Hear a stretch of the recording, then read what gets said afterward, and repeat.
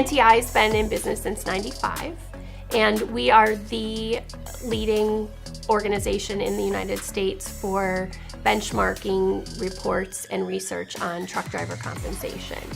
Our largest clientele group is primarily in the general trucking for-hire truckload freight area, and we supply nearly every equity analyst that's interested in transportation stock data and research, most trucking companies across many different trailer types with research on what's happening in driver pay, and we've been tracking that since '95.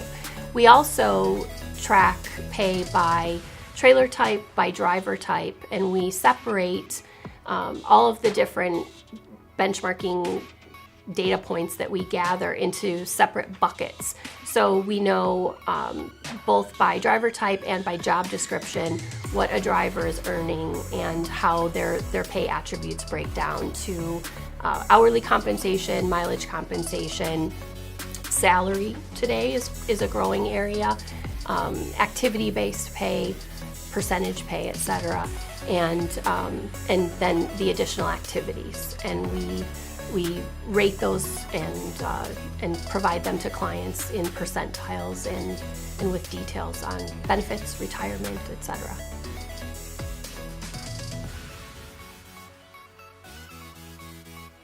Capacity is up, demand is very high, and there are not nearly enough drivers to satisfy the demand.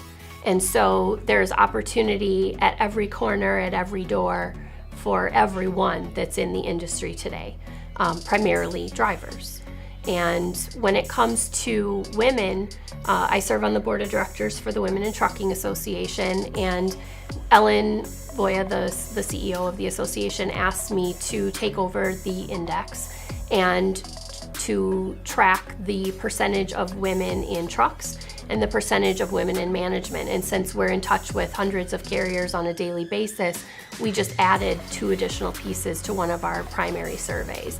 And though that data is not reported in that survey, it's just an easy means to gather the data. And so a couple of things have happened since we took over that survey. One is that the percentage of carriers that were not tracking women in trucks that are now tracking women in trucks has increased by like 19%.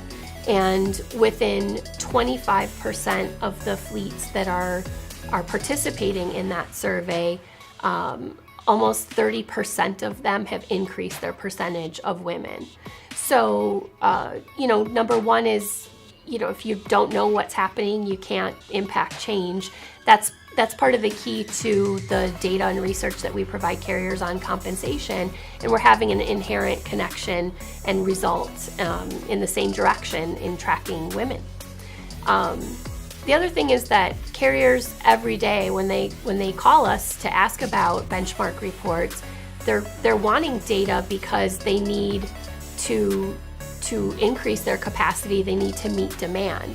And the way to meet demand is to be more attractive, and the way to be more attractive is to increase pay.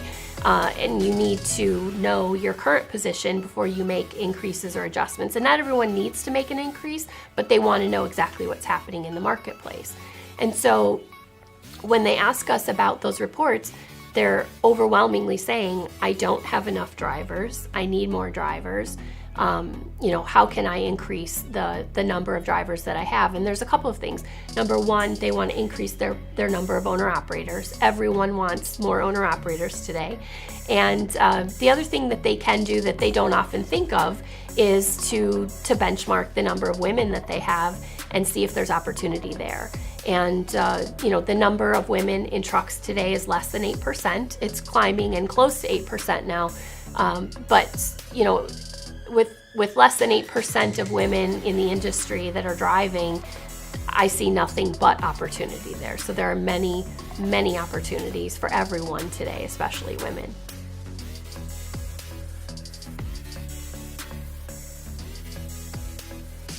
My favorite word is opportunity, and I see a lot of opportunity in this area. Number one, drivers want to own their truck. And it is very difficult and takes a very long time to do that in a traditional lease purchase program. Not always true, but often very true. Every driver is inherently independent. That's why they do the work that they do. They want to make their own decisions. They want to set their own schedule. They are doing a job where their manager is not sitting over their shoulder every single day. And so becoming an owner-operator is almost like the next step up as you accelerate in your career as a truck driver. To spend a long time at a company and want to take the next level, looking at true ownership and entering into a relationship with Expediter Services seems like a great opportunity for them. On the carrier perspective, again, everyone that's calling me right now says, I need information on owner-operators. We don't currently have a big program for owner-operators, but we're going to be developing one, or we are developing one. We'd like to increase our owner-operator capacity. I haven't had an owner-operator join my company in the last 3 months. Is there something going on? Is there a reason for that? Owner-operators are making money right now. Much like everyone else in the industry, there's a lot of work, and it's very difficult to not be successful right now in trucking. That said, owner-operators are invested. When they're working with a carrier, it's a big investment that they've put their truck, their livelihood, their lifestyle on with that company, and they're not going to, at the first whim, want to move that. And so, it is a very competitive marketplace, and it's certainly an area where an owner-operator can be extremely successful.